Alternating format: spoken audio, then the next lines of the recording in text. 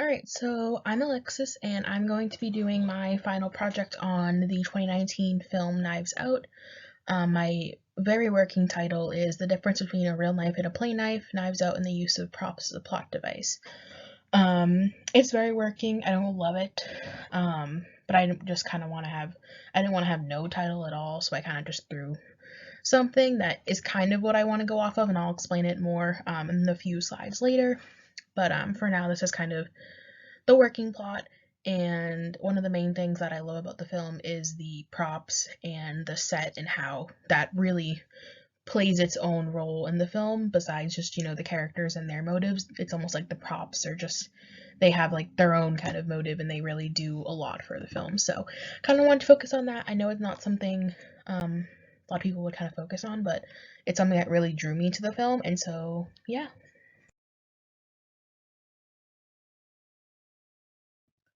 Just to give a bit of background on the film if you haven't seen it before, it is a murder mystery. It follows Harlan Thrombey, who is played by Christopher Plummer, and basically he runs a publishing company for murder mystery novels.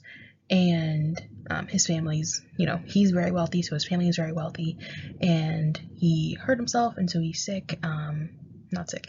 He hurt himself and he needs to have a caretaker who is Marta, played by Ana de Armas, and basically it follows this family and Harlan suddenly dies. His housekeeper Fran finds him stabbed. He stabs himself with a knife, which also kind of relates to the whole theme of knives.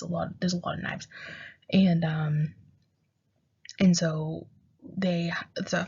the cops come in, but there's also a private investigator who's working on the case, called Benoit Blanc, who is played by Daniel Craig, and basically he was hired anonymously because he believes that this is foul play, and it's kind of the whole story of who done it, what happened the night, and it kind of, it uses the use of flashbacks to kind of go back to the night of his birthday party and what happened, and also, flashes to the present as well, and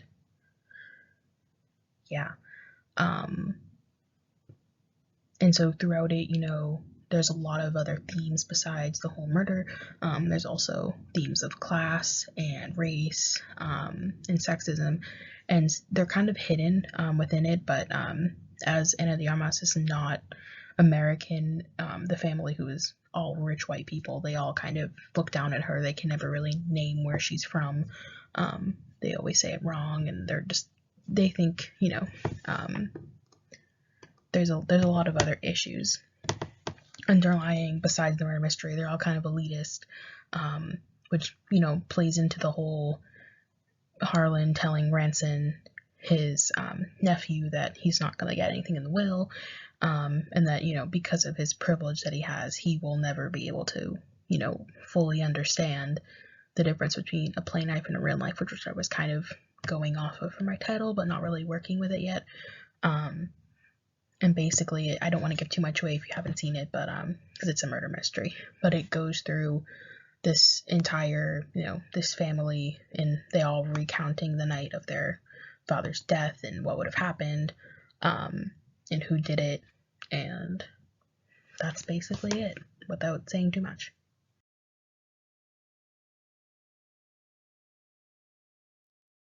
Okay, so I chose this film because a film that I've always wanted to watch, but it came out and I never really got to see it in theaters because I was caught up with school. But during quarantine, I got to kind of, take some time to watch some films I wanted to catch up on. One thing I really loved about it was the ensemble cast. There's a lot of big names that you haven't really seen in movies in a while, and I love Jamie Lee Curtis, obviously Chris Evans. I just really love the whole cast. I think I love movies that have such a strong ensemble cast. Another thing that I really loved was the set design and location. A lot of the indoor shots were just beautiful. The mansion they filmed in was actually in Massachusetts, and it's just a beautiful, like, mansion inside and out, and the entire film, like, centers around this one mansion. And I think having the entire film kind of center around the location and the set is really important, especially to the whole entire story. And I also just really like the murder mystery plot. I don't really see a lot of murder mystery films that aren't just another Clue remake, and so being able to see an original murder mystery plot that had a whole different, like, original cast, original screenplay, original script, it was really incredible, and so it was something I really wanted to look more into. Another thing about the mansion is that basically, the 90% of the plot of the movie takes place in the Thrombey mansion, and so in a way, the mansion can almost serve as like another character or like another prop, as there's so many different things that relate to the murder itself, like when Marta is climbing the terrace to go back up and pretend to be Harlan, it breaks, and that kind of plays a whole part. And then also the fake window, it looks like a window on the outside, from the inside just a painting, that also has a lot, like a really big part in the story. And so in a way the house is almost a prop plot device, but not more so a prop. It's kind of more like, it's the location that takes place that kind of serves as its own entity among the film.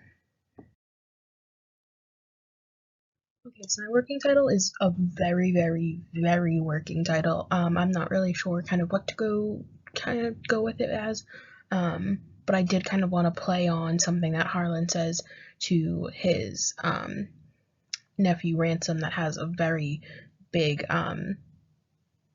plays a very big part in the film itself, and that is when he explains to Ransom, Harlan explained to Ransom, you couldn't tell the difference between a play knife and a real knife because of how he was brought up in this like high esteemed privilege. And so I kind of wanted to play off that because the knives in the film, as the title suggests, they do really play a large role in how everything culminates together. And so I kind of wanted to play off that because a lot of the props do serve as a plot device throughout the film, which I thought was really interesting. I really haven't seen that in any other film really, but I know that in Clue, in both the game and the movie, they're looking like the candlestick, the everything like that. So it kind of plays off that, but they're more smaller details that I noticed, like smaller pictures, smaller sculptures throughout the house and just throughout the film in general, that you can tell either are foreshadowing or they're kind of emulating what is happening in that scene. And so I kind of wanted to focus on this as that, because I feel like we haven't really talked about props, I guess, or just we talked about kind of like the background of scenes and like what's in the frame and what's not. Mostly in the film, a lot of things are in full focus because the director wanted you to see everything in the shot for a reason. And I think that the props and the setting and everything, that's the decor, it kind of all goes with that. And I noticed a lot of it as I was watching the film the first time around. I was kind of noticing things, and the second time I watched it, I noticed even more. It's just one of those movies you kind of have to watch a lot of times to kind of see everything. And in the end, you see how all these props, they kind of affected the entire storyline, and the props honestly to me carried the film, because they're small minuscule things that fit into the plot, but in the end of the film, you kind of see how they all contributed to the ending, to the murder mystery. It's all combined into one, and so it is a working title. I'm not really sure if it's one I'm going to stick with, but I kind of wanted to play off the props as a plot device, and kind of like the real knife and a play knife, but I don't know, it's very working. And then right here, for example, is kind of what I wanted to go off of for the title. In Harlan's kind of study living area, he has this big circle full of knives, and there's a little hole in the middle. And throughout the film, the private investigator who's working on the case, Benoit Blanc, he is talking about there's this hole in a donut, and it kind of circles back to the plot and how there's a hole in this murder mystery. They don't know what happened. They don't know who did it, and that's kind of important. And I also should have mentioned Harlan is a writer of murder mystery thriller novels. So it kind of all goes back to, he's always thinking of new ideas. And this was one of his things that he thought of, was all the knives, but all of them on here are play knives.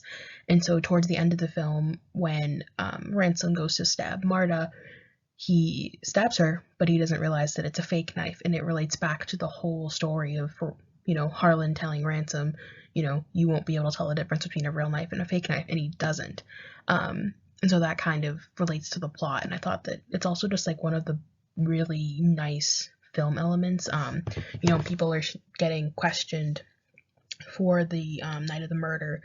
Some people, they sit aside of the knife donut circle, and towards the end of the film you do see Benoit and Marta in the, like, they are the circle, they are the hole in the donut.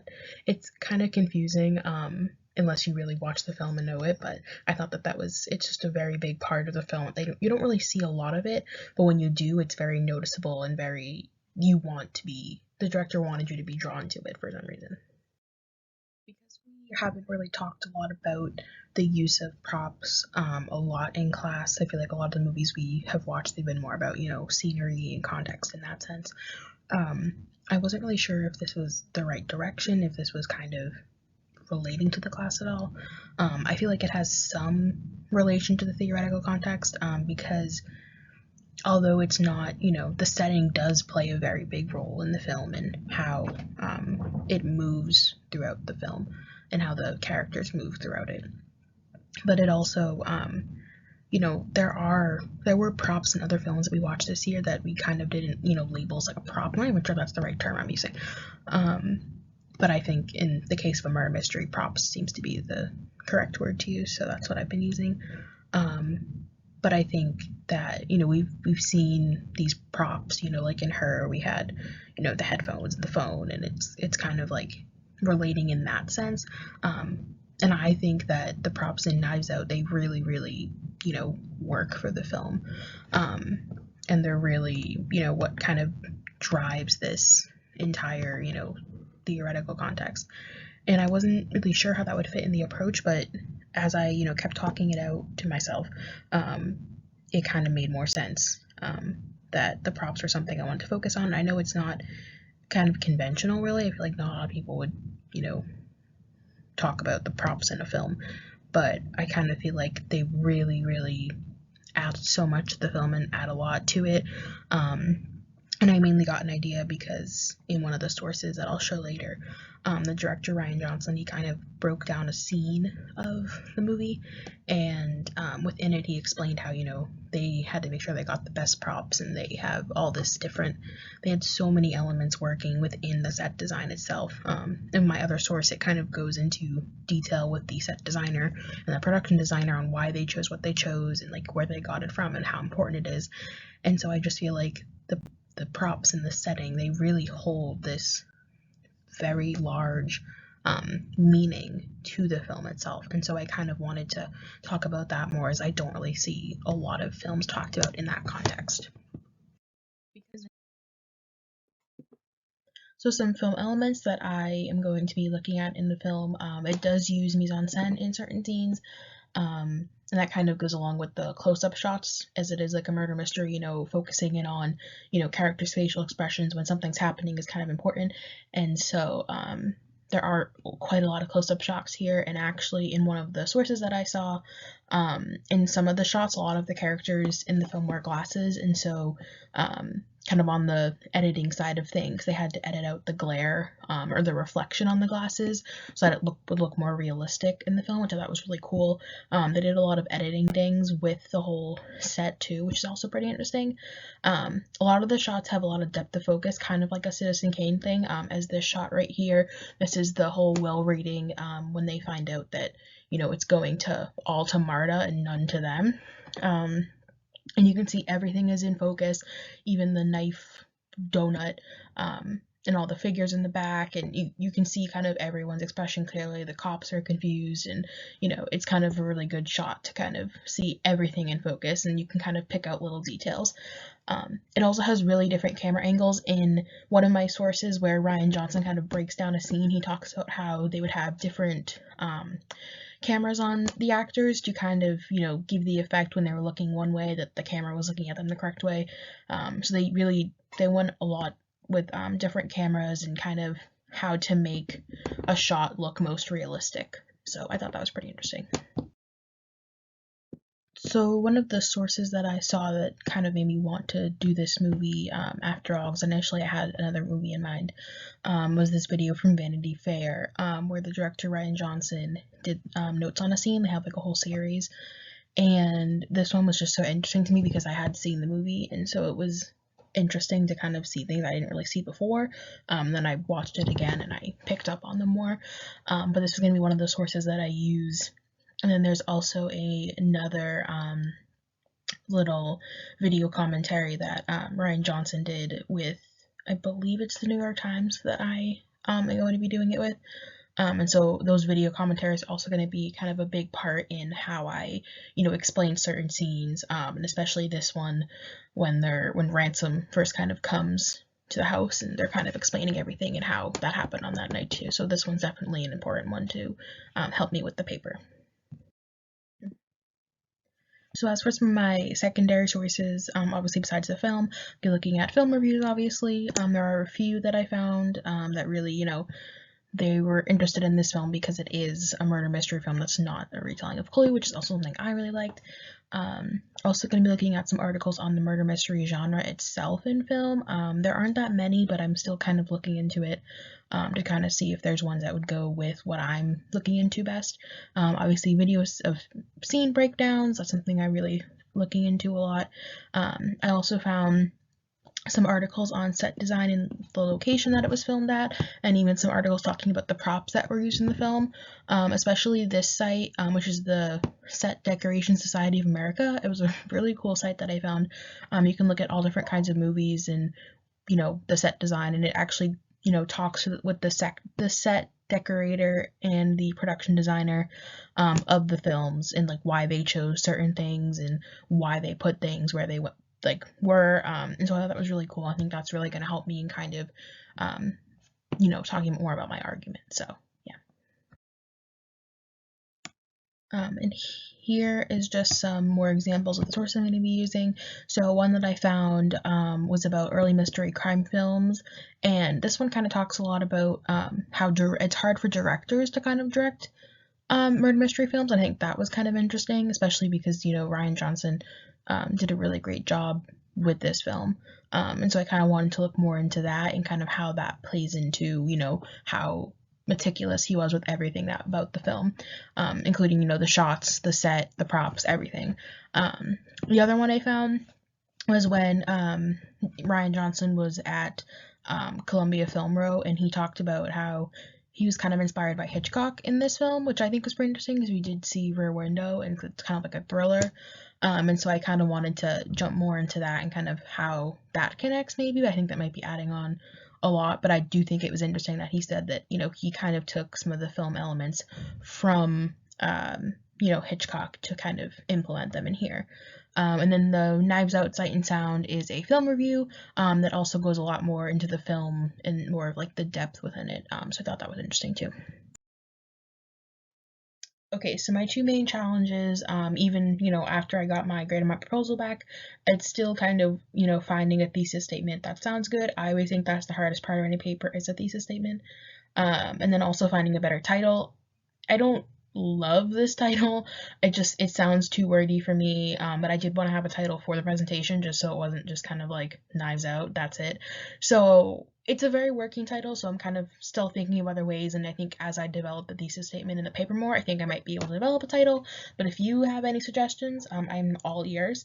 And also finding sources, the movie is it's fairly new. It came out in 2019, so there's not a lot of scholarly articles on this, mainly just film reviews and articles from like the New York Times and things like that.